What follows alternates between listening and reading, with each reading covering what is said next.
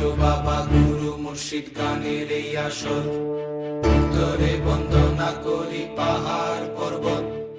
আইসো গো মা সরস্বতী কণ্ঠে করো বর, পশ্চিমে বন্দনা করি মক্কা বালুস্তান। চারিদিকে সুধী জনে জানাই সালাম, দক্ষিণে বন্দনা করি সমুদ্রের খেলা।